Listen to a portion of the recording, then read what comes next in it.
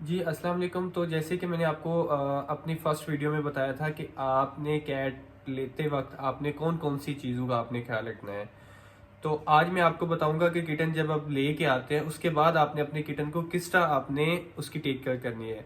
इतना कोई टफ़ नहीं है, बिल्कुल ईज़ी होता है कि जब आप कोई न्यू पेट लेके आते हैं अपने बाद, तो आपने उसके बाद आपने उसको किस तरह आपने उसको अपने पास मैनेज करना है।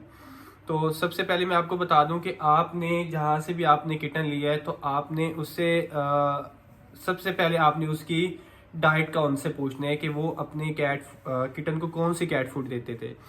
कैट फूड देते थे या वो चिकन देते हैं, जो भी चीज़ देते थे, आपने उनसे ये चीज़ें कंफर्म करनी है ताकि आप किटन लेके आए हैं तो आप उसकी डाइट जो है वो चेंज ना करें।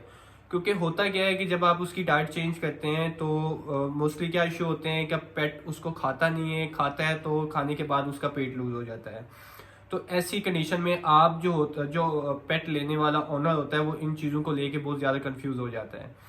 तो आपने सबसे पहले जहाँ से भी किटन लिया है, आपने डॉग लिया है या आपने कोई कैट लिया है, आपने सबसे पहले आपने उनसे ये पूछना है कि आप इसको कौन सी डाइट देते हैं वो लोग। आपने वो एग्जैक्ट डाइट का पूछ लेना है और सेम आपने वही खाना अपने पेट को देना है। आपने उसकी फीड जो है वो चेंज नहीं करनी। अगर आपने उसका कैट फूड चेंज किया तो फिर क्या होता है कि कैट जो होती है वो उस फूड को वो खाती नहीं है।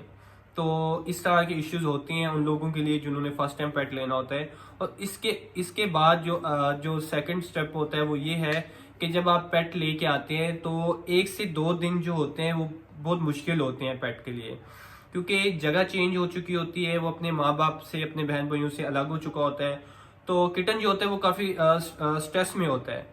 तो वो लेजी होना या एक जगह पे जाके बैठ जाना, ये चीज़ें जो होती हैं ये मोस्टली इन चीज़ों का भी होता है कि आप जब फर्स्ट टाइम कुछ लेके आते हैं तो इन चीज़ों का भी आपको सामना करना पड़ता है।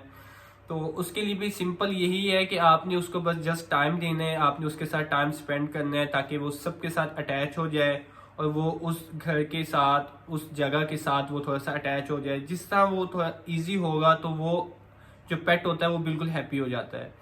और इसके बाद जो नेक्स्ट जो होता है वो ये होता है कि जब आप कोई पेट लेके आते हैं तो आपने ये भी देखना होता है कि आपके घर में कोई पहले से कोई पेट तो नहीं है। अगर इस तरह की भी कंडीशन होती है तो उसमें क्या होता है कि आप जब आपके पास पहले कोई कैट या डॉग है और आप जब दूसरा पेट लेके आते हैं तो उस वजह से भी जो है ना, आपका वो जो पेट होता है वो थोड़ा सा उसमें डिप्रेशन में जाता है।